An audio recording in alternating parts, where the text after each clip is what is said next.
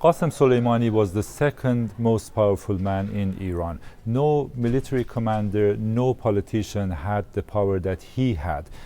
He was, as I said, the most second powerful after the supreme leader. Although on paper the president of the country is the second powerful man, but he in fact was the second. I will give you an example. A few months back, Quds force that Qasem Soleimani was the commander of it, brought Bashar al-Assad to Tehran, and he met Ayatollah Khamenei, and the government had no idea about it. The foreign minister Jawad Zarif was not present in that meeting, and immediately after that he resigned in protest to this move, because he was saying that I am the foreign minister, I am the one that should have known about it, but he didn't. So it shows that Qasem Soleimani was the most trusted man to Ayatollah Khamenei, and as I said, he was the second most powerful man in Iran. In a way, one may argue that he was irreplaceable, at least in a short time. He was fighting shoulder by shoulder with these forces in the region, and he was the one that was communicating with them face to face. He was in Lebanon when there was a war between Hezbollah and Israeli forces. He was in Iraq when Iran was in war with ISIS, and he traveled to most of these countries freely and any time that he wanted.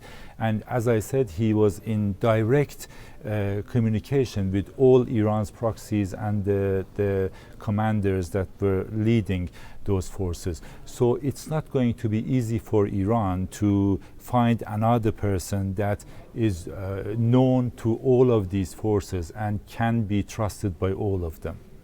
There is a small minority that are condemning this attack, but majority of the people, what we see on social media, especially on Twitter, on Instagram, most people are kind of happy that this has happened. Please do not forget that almost 6 weeks ago there was an unrest inside Iran, protests over 100 cities, and in most of these cities IRGC, Iran's Revolutionary Guard Corps, was the major force that suppressed this protest, and they killed hundreds of people. As you know, Reuters reported 1,500 people, up to 1,500 people were killed in these streets. So IRGC, for most of the people, is responsible for these killings. So it is obvious that some of the people, or what we see on the social media, majority of them are happy, are jubilant, and they are congratulating this to each other. But at the same time, there are some other people that are angry, are condemning this, and they are saying that what US did is terrorism. This is how they are putting it.